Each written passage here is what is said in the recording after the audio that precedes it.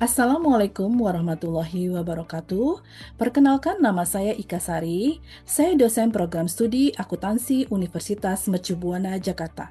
Pada kesempatan kali ini, saya ingin menjelaskan deskripsi mata kuliah yang saya ampu, yaitu Akuntansi Keuangan Lanjutan 2. Video ini saya peruntukkan sebagai salah satu syarat mengikuti sertifikasi dosen. Akuntansi Keuangan Lanjutan 2 merupakan mata kuliah yang dirancang untuk memberikan pemahaman mendalam kepada mahasiswa mengenai kombinasi bisnis dan penyusunan laporan keuangan konsolidasian pada entitas dengan struktur kepemilikan yang kompleks. Selama satu semester, mahasiswa akan mempelajari beberapa topik utama, antara lain konsep kombinasi bisnis, akuntansi investasi pada entitas asosiasi, dan pengukuran goodwill, penyusunan laporan keuangan konsolidasi untuk entitas induk dan anak perusahaan, termasuk eliminasi transaksi antar entitas, pelaporan keuangan untuk perubahan kepemilikan dan entitas dengan kepemilikan tidak langsung, dan laporan keuangan mata uang asing. Mata kuliah Akuntansi Keuangan Lanjutan 2 memiliki jumlah SKS sebanyak 3 SKS, dan diperuntukkan untuk mahasiswa semester 6 dengan syarat sudah lulus mata kuliah Akuntansi Keuangan Lanjutan 1. Capaian pembelajaran dalam Akuntansi Keuangan Lanjutan 2 terdiri dari yang pertama, mampu menjelaskan konsep penggabungan bisnis, mampu melakukan pencatatan investasi pada entitas asosiasi, serta menerapkan akuntansi untuk kombinasi bisnis dan goodwill, termasuk pengakuan awal dan penurunan nilai goodwill sesuai dengan PSAK yang berlaku, mampu menyusun dan menganalisis laporan keuangan konsolidasian untuk entitas, induk dan anak perusahaan termasuk eliminasi transaksi antar entitas dalam kelompok usaha. Yang keempat, mampu melakukan pencatatan laba, keuntungan dan kerugian transaksi-transaksi antar perusahaan, serta menyusun laporan keuangan konsolidasian dengan memasukkan transaksi-transaksi tersebut. Yang kelima, mampu mengidentifikasi dan menyusun laporan keuangan konsolidasian jika ada perubahan kepemilikan maupun untuk entitas dengan struktur kepemilikan tidak langsung atau indirect holding maupun entitas dengan laporan mata uang asing, serta mampu bekerja secara individu maupun dalam kelompok untuk menyelesaikan studi kasus, kombinasi bisnis, sampai menyusun laporan keuangan konsolidasian dengan menjunjung etika profesional. Materi kuliah yang akan dibahas selama satu semester dalam mata kuliah Akuntansi Keuangan Lanjutan 2 terdiri dari yang pertama, kombinasi bisnis, kedua, investasi saham, akuntansi dan pelaporan bagi investor, yang ketiga, pengantar laporan keuangan konsolidasian, yang keempat, prosedur dan teknik konsolidasian, yang kelima, transaksi laba antar perusahaan inventory, kemudian yang keenam, transaksi laba antar perusahaan aset tetap, yang ketujuh, transaksi laba antar perusahaan obligasi, kemudian yang kedelapan, konsolidasian perubahan kepemilikan, kesembilan, kepemilikan tidak langsung, dan kesepuluh, laporan keuangan mata uang asing. Metode dan bentuk pembelajaran. Metode dan bentuk pembelajaran dalam mata kuliah Akuntansi Keuangan Lanjutan 2 terdiri dari 1. Perkuliahan, yaitu dosen akan menjelaskan materi selama 14 kali pertemuan. Di setiap sesi perkuliahan, mahasiswa akan diberikan modul pembelajaran oleh dosen. Kemudian, 1 kali sesi untuk ujian tengah semester dan 1 kali sesi lagi untuk ujian akhir semester. Setelah dosen menjelaskan materi yang diajarkan, lalu mahasiswa akan diajak untuk berdiskusi terkait materi yang sudah dijelaskan. Setelah itu, dosen akan memberikan studi kasus berupa latihan soal yang bisa dikerjakan oleh mahasiswa untuk lebih memahami materi yang sudah diajarkan. Bobot penilaian dalam mata kuliah Akuntansi Keuangan Lanjutan 2 terdiri dari tugas 70%, ujian tengah semester 15%, ujian akhir semester 15%. Referensi buku yang digunakan dalam mata kuliah Akuntansi Keuangan Lanjutan 2 yaitu karya Bims, Anthony, Bruce, dan Smith yang berjudul Advanced Accounting, edisi ke-13, Global Edition, yang diterbitkan oleh Pearce Education. Berikut video pembelajaran yang telah saya lakukan untuk mata kuliah Akuntansi Keuangan Lanjutan 2. Selamat menyaksikan. Assalamualaikum warahmatullahi wabarakatuh. Selamat siang semuanya. Apa kabarnya? Baik ya? Yang baik Baik, Ibu. Bu. Waalaikumsalam siang Ibu. Baik. Oke, untuk perkuliahan hari ini ya, kita masuk pada pertemuan 12 ya. Untuk pertemuan 12 ini nanti Ibu akan menjelaskan materi terkait kepemilikan tidak langsung. Sebelum Ibu masuk ke materinya ya, Ibu akan jelaskan dulu terkait dengan RPS-nya. RPS-nya sudah saya share ya sebelumnya ya. Sudah Ibu share. Baik, jadi RPS itu adalah rencana pembelajaran semester. Ya. Nah, jadi pada pertemuan 12 ini ya, diharapkan mahasiswa mampu menjelaskan dan menganalisis kepemilikan tidak langsung dan menyusun laporan keuangan konsolidasian terkait kepemilikan tidak langsung. Baik, sebelum Ibu masuk ke materinya ya, kalian sudah pernah mempelajari mengenai kepemilikan langsung ya. Jadi Ibu mau tanya, apa itu kepemilikan langsung? Kepemilikan langsung itu Oke, siapa namanya? ya Bu Lutfia. Oke, Lutfia. Silakan NIM-nya, 3 angka di belakang. 040. Oke, 040 ya. Baik, Lutfia ya. Di sini nanti Ibu catat ya, karena mahasiswa yang aktif akan mendapatkan nilai tambahan ya untuk tugas harian. Silakan Lutfia. Ya. Jadi kepemilikan langsung itu adalah kepemilikan saham suatu perusahaan secara langsung oleh perusahaan induk, Bu. Baik, ada lagi? Saya Ibu. Baik, siapa namanya? Saya Siti Nurfadila dengan NIM 053. Oke, 053. Baik.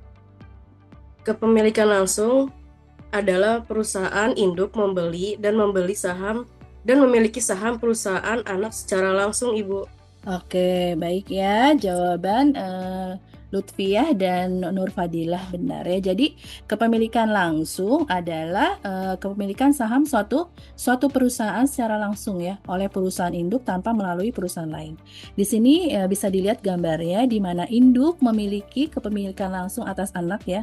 Dan di sebelah kanan induk memiliki kepemilikan langsung atas anak 1 dan anak 2. Baik, kita masuk ke kepemilikan tidak langsung.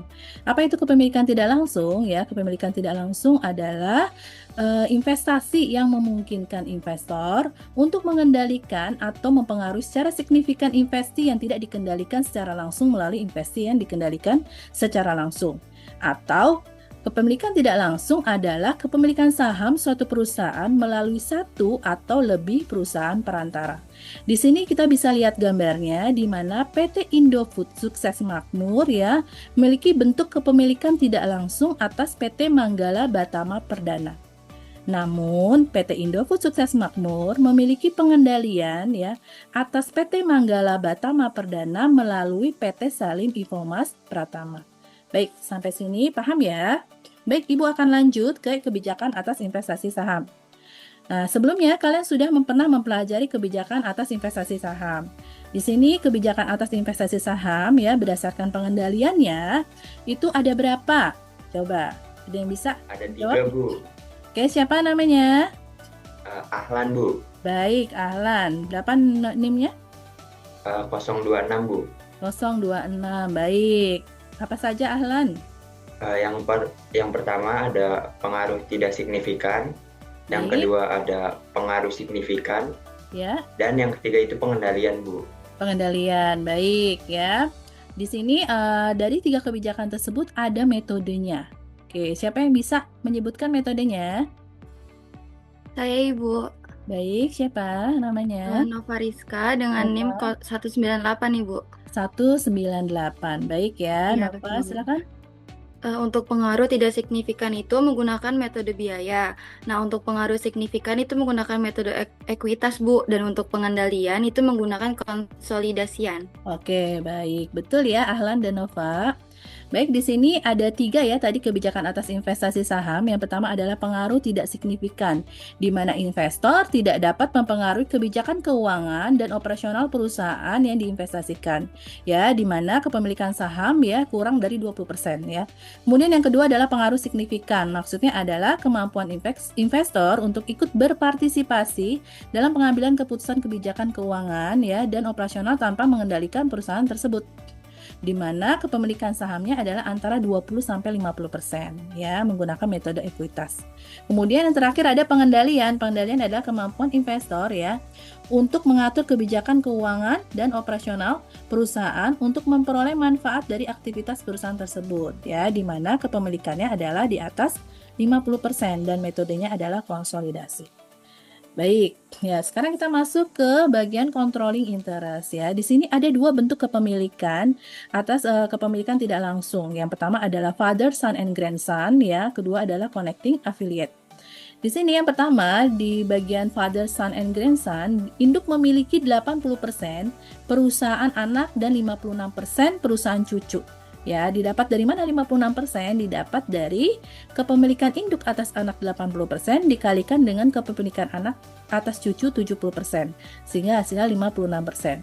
Nah, maka laporan keuangan cucu akan masuk ke laporan keuangan konsolidasi induk. Seperti itu ya.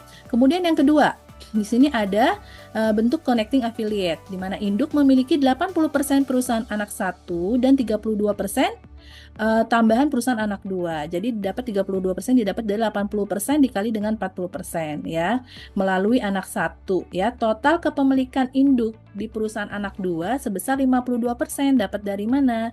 Di sini bisa dilihat dari gambar, induk itu memiliki dua bentuk kepemilikan.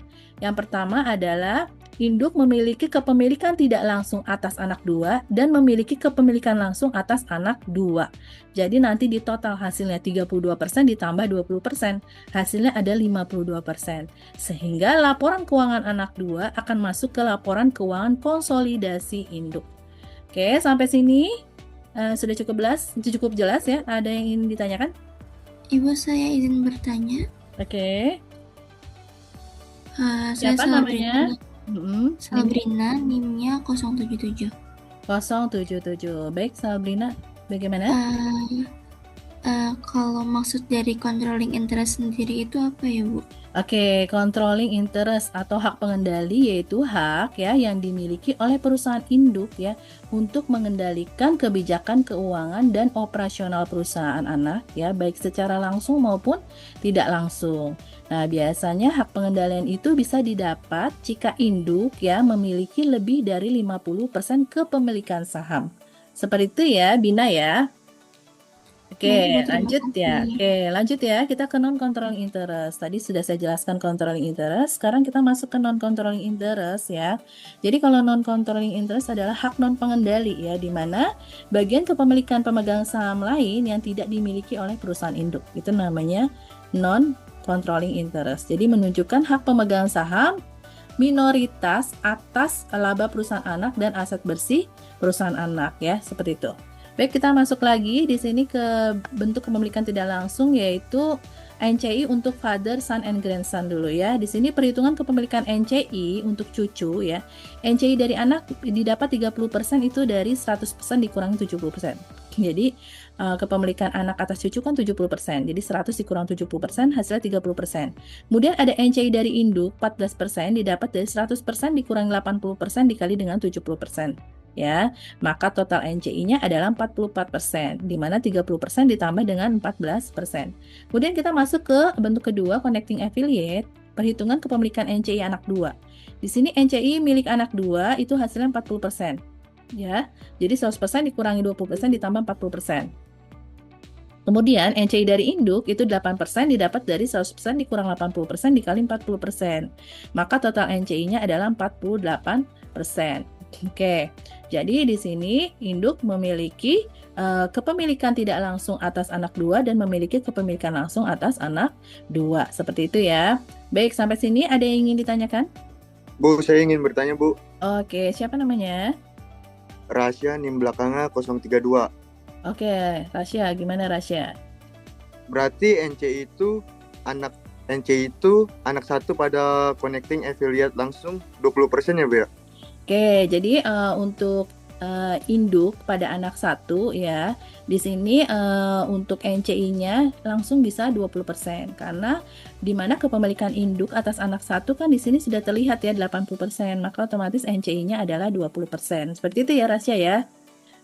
Iya, Bu. Oke. Saya lanjut ya. Oke, untuk lebih memudahkan kalian ya terkait penjelasan sebelumnya, maka saya akan memberikan ilustrasi. Pada 1 Januari 2019, PT Alma mengakuisisi 80% PT Bayu. Pada 1 Januari 2020, PT Bayu membeli 70% saham PT Charlie, dan di mana tidak ada perubahan tidak ada perbedaan nilai wajar dan buku dari aset neto pada kedua transaksi akuisisi tersebut. Berikut adalah informasi keuangan ketiga perusahaan ya pada 1 Januari 2020 setelah akuisisi PT Charlie oleh PT Bayu. Baik, di sini ada aset ya di PT Alma 400.000, ya $400.000, PT Bayu 195.000, PT Charlie 190.000. Kemudian ada investment in PT Bayu ya ada 200.000, investment in PT Charlie 70% yaitu sebesar 105.000 ya dicatat di PT Bayu. Kemudian total asetnya adalah 600.000 di PT Alma, di PT Bayu 300.000, di PT Charlie 190.000. Liabilitiesnya PT Alma 100.000, PT Bayu 50.000, dan PT Charlie 40.000. Itu capital stocknya di PT Alma 400.000, PT Bayu 200.000, dan PT Charlie 100.000. Return earningnya adalah 100.000 pada PT Alma, 50.000 pada PT Bayu, dan PT Charlie adalah 50.000, di mana total liabilities dan equitiesnya adalah sama dengan total asetnya, yaitu 600.000 pada PT Alma dan 300.000 pada PT Bayu. Kemudian 190.000 pada PT Charlie. Kemudian separate earningnya PT Alma 100.000, PT Bayu 50.000, PT Charlie 40.000. Sedangkan dividennya PT Alma 60.000, PT Bayu 30.000, dan PT Charlie 20.000. Di sini yang diminta adalah hitunglah total laba konsolidasian PT Alma untuk tahun 2020. Oke, lanjut ya. Baik, jadi jika kita menggunakan metode ekuitas, perusahaan anak menghitung bagian pendapatan investasi dari cucu sebelum perusahaan induk menghitung bagian pendapatan investasi dari anak. Kita harus membuat jurnal metode ekuitas tahun 2020 ya. Untuk di sini kita buat jurnalnya pada buku PT Bayu dan buku PT Alma. Oke. Di sini untuk buku PT Bayu ya, kita akan membuat jurnal dividen dari PT Charlie ya. Jurnalnya adalah cash pada investment in PT Charlie.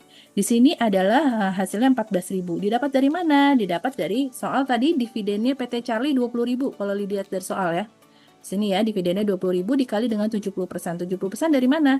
Jadi kepemilikan PT Bayu atas PT Charlie 70%. Hasilnya adalah 14.000. Kemudian yang kedua adalah jurnal pendapatan investasi dari PT Charlie.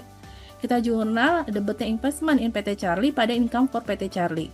Didapat 28.000. Didapat dari 40.000 ya. 40.000 itu didapat dari separate earningnya 40.000 PT Charlie ya. Kemudian dikali dengan 70% kepemilikan PT Bayu atas PT Charlie. Sehingga kita akan mendapatkan saldo akun investment untuk PT Charlie adalah 119.000 didapat dari 105.000. 105.000 dari soal ya. Di sini ada investment in PT Charlie 105.000 dikurangi dengan dividen dari PT Charlie dan ditambah dengan pendapatan dari pendapatan investasi dari PT Charlie. Baik, ini adalah jurnal di buku PT Bayu. Sama hal ya dengan jurnal di buku PT Alma ya, seperti cara kita menjurnal di buku PT Bayu. Nanti dicek lagi lihat dividen dari PT Bayunya berapa kalau untuk mencatat jurnal di buku di PT Alma ya. Baik, maka saldo akun investment PT Bayu di sini adalah 238.400. Itu didapat dari 200.000, ini di soal ada ya. Investment in PT Bayu 80% ya. Kemudian dikurang dengan dividen dari PT Bayu, kemudian ditambah dengan pendapatan investasi dari PT Bayu. Baik, lanjut ya. Oke. Di sini ada laba konsolidasi yang dapat dihitung menggunakan pendekatan alokasi ya. Di sini ada separate income dari PT Alma 100, PT Bayu 50, PT Charlie 40, itu tadi ada di soal ya yang sebelumnya ya. Maka totalnya adalah 190.000. Kemudian di sini ada 28.000. 28.000 itu adalah income PT Bayu dari PT Charlie. Jadi didapat dari 40.000 separate income PT Charlie dikali dengan 70%. Hasilnya adalah 28.000. Nah, bagaimana cara menghitung non-controlling interest-nya? Didapat dari 40.000 ya dikali dengan 30% NCI-nya PT Charlie ya. Terus kemudian kita masuk ke 62.400. 62.400 dapat dari mana nih di buku PT Alma ya? Jadi adalah income dari PT Bayu. Jadi PT Alma dapat income dari PT Bayu sebesar 80%. 80% jadi 80% dikali 78.000. 78.000 itu didapat dari dari separate income-nya PT Bayu ditambah dengan income-nya PT Bayu dari PT Charlie. Jadi 78.000. Maka nanti NCI-nya juga bisa dihitung ya. NCI-nya bisa dihitung dari 78.000 dikali 20%, hasil 15.600. Kalau 62.400 ini didapat dari 78.000 dikali dengan 80%. Seperti itu ya. Nah, kemudian PT Alma di sini 162.400 tinggal ditambah ya, separate income PT Alma ditambah dari income dari PT Bayu 62.400 sehingga 162.400. Karena controlling interest-nya adalah 100%, maka tinggal dimasukkan nih. Controlling interest-nya adalah 162%. Dijumlah ya, kemudian dilihat consolidated net income-nya untuk controlling interest-nya adalah 162.400, NCI-nya adalah 27.600. Maka di total adalah 190.000. Itu harus sama ya, consolidated net income dengan separate income-nya 190.000. Baik, sampai sini ada yang ingin bertanya? Ibu, saya mau nanya. Ya, siapa? Saya Najwa, NIM 3 angka terakhirnya 116. Ibu, saya mau nanya, spared earnings itu apa ya, Ibu? Separate, separate income atau separate earning ya. Jadi separate earning atau separate income adalah laba bersih murni dari masing-masing perusahaan. Nah, kalau di sini adalah ada perusahaan yang namanya PT Alma sebagai induk ya, PT Bayu sebagai perusahaan anak dan PT Charlie sebagai perusahaan cucu. Seperti itu ya, Nazwa ya. Baik, terima kasih, Bu. Ya, sama-sama. Oke, kita bisa lanjut ya. Baik, kita masuk ke jurnal eliminasi 31 Desember 2020 ya. Ini metode ekuitas. Jurnal eliminasi itu terkait dengan laporan konsolidasi. Itu. Jadi di sini ada prosedur untuk menyusun laporan konsolidasi. Yang pertama adalah perusahaan induk dan anak dua-duanya mencatat investasi menggunakan metode ekuitas. Ya, itu syaratnya. Prosedurnya. Terus yang kedua, kita melakukan eliminasi ya atas akun-akun resiprokal antara perusahaan yang terlibat menjadi entitas konsolidasi. Dan yang terakhir adalah menyusun kertas kerja konsolidasi. Seperti itu ya prosedurnya.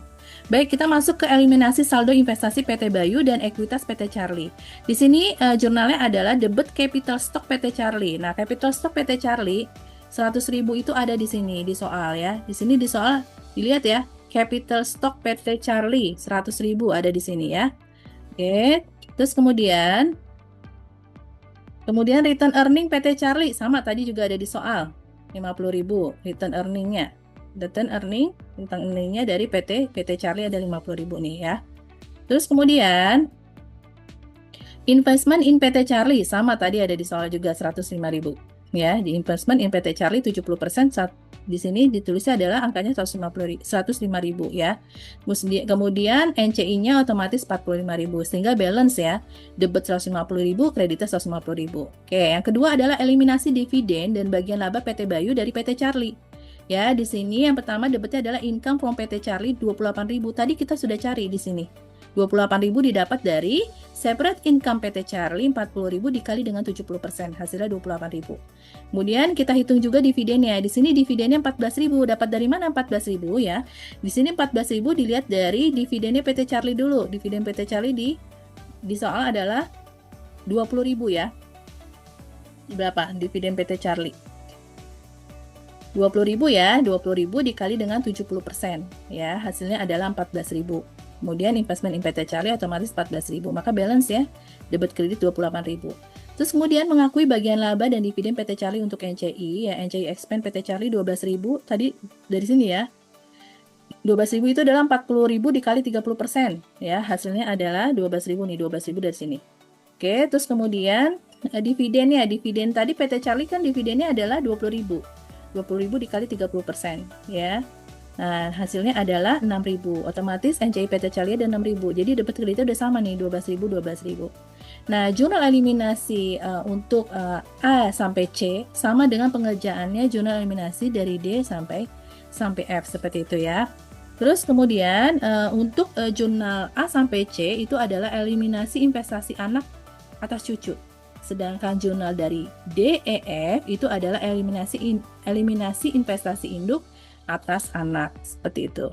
Oke, kita masuk ke laporan keuangan konsolidasi ya. Di sini bisa kita lihat ya, ada salesnya, sales 200 ya, 140.000, 200.000, 140.000 dan 100.000 ya untuk PT Alma, PT Bayu dan PT Charlie.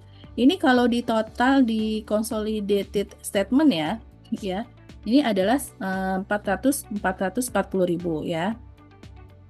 Baik, terus kemudian di sini bisa dilihat juga controlling share of net income-nya adalah 162.400 ya. Harus sama dengan consolidated statement-nya ya. Harus sama dengan consolidated statement-nya yaitu 162.400 ya. Terus kemudian di sini kita lihat lagi nih return earning-nya. Return earning 31 Desember itu PT Alma 202.400 didapat dari ya angkanya dari return earning PT Alma 100.000 ditambah dengan controlling share of net income-nya ya 162.400